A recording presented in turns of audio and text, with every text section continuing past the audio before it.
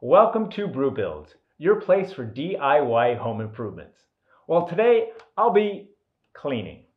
That's right, I'm not building anything. I'll be cleaning some carpet.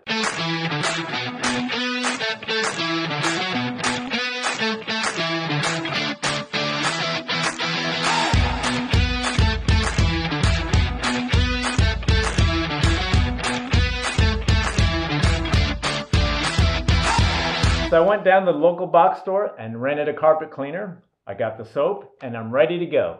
So let's get this thing filled with water and let's tackle these carpets. Tools and items needed: a carpet cleaning vacuum, a regular dry vacuum, a bucket or gallon jug, a measuring cup, and carpet cleaning solution. So the first thing you'll need to do is vacuum the area using a normal dry vacuum cleaner. This will remove any loose dirt before using the carpet cleaning machine. I know it's kind of like washing dishes before you put them in the dishwasher, but it will keep any excess debris out of the carpet cleaner. On the brew scale, technical ability, I rate as a beginner. You will need to know how to turn on a vacuum and mix cleaning solution with water. Physical ability, I rate between easy and difficult. Rental machines are not motor driven, so you will have to drag it across the carpet. Alright, the first thing is to remove this upper tank and set it aside. The machine that I rented holds 2.6 gallons, so I'll be filling this 1 gallon milk container twice with hot water. And you pour it into this lower tank area. Now, depending on how dirty your carpets are, you'll want to mix 1/4 cup to 1/2 cup of carpet cleaning product per gallon. I'm using 1/3 cup to clean our carpets. And I'm just pouring this directly in. Now, if you had like a 2.5 gallon bucket, you could pour everything in the bucket, mix it, and then pour that directly in. But I'm just pouring the 1 gallon in at a time and then adding the cleaning solution. Now put the upper tank back in place and you seal it with this plastic dome, has a seal around it, and then there's this black retaining wire that will hold everything in place. Check the back of the machine to ensure hose connections are secure and set up for carpet cleaning instead of upholstery. Plug in the power cord and refer to the operational label on top of the machine. Then press the on switch for carpet cleaning.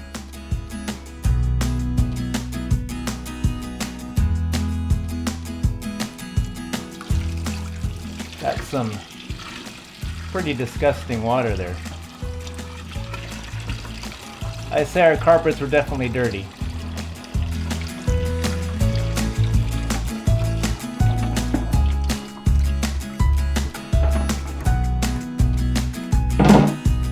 Alright, let's add 2 gallons of water and 2/3 cup of cleaning solution and clean more carpet.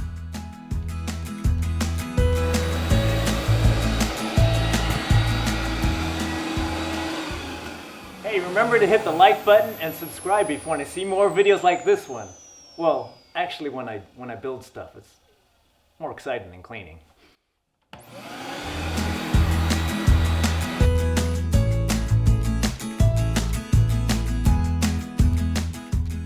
I used a small upholstery cleaning brush to go over some of the trouble spots in the carpet.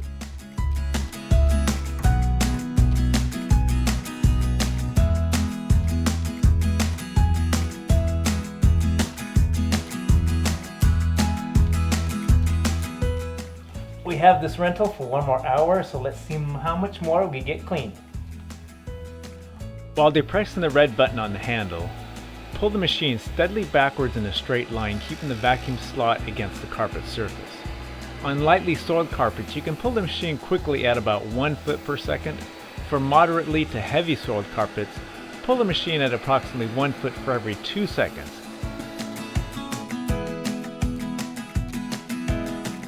So I think I made the mistake of pouring this stuff down the kitchen sink.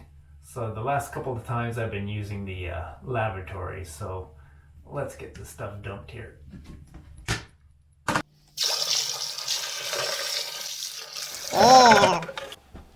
I might as well use this up, so I'm going to fill it up 1 more time and keep cleaning carpet. Release the button 6 to 12 inches before ending each pass to stop the flow of the cleaning solution. Tilt the machine back and push it forward to position it for another backwards cleaning pass. continue cleaning in this manner, overlapping each pass slightly.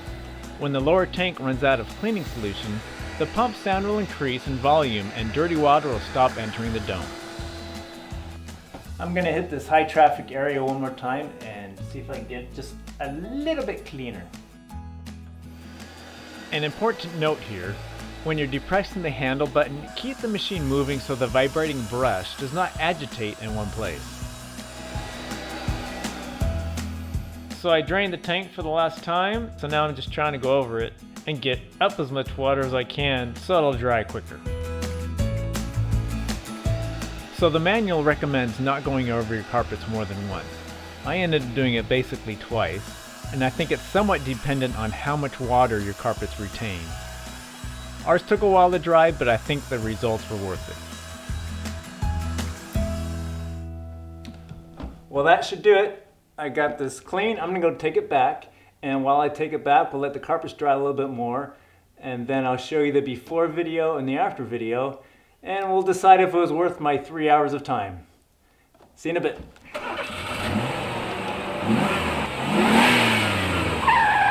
Well, it's the morning after I cleaned the carpets, and most of the carpets in the house have dried, but there's a few areas that are still a little bit damp, so we put some fans on those areas to help them dry. Result-wise, I'm pretty impressed. If you look at the before and after videos, I think you'll agree that many of those spots that look pretty bad are now gone. So I give the carpet cleaning a thumbs up. And if you like this video, give it a thumbs up as well, and don't forget to subscribe to Brew Builds to see more DIY home improvement projects.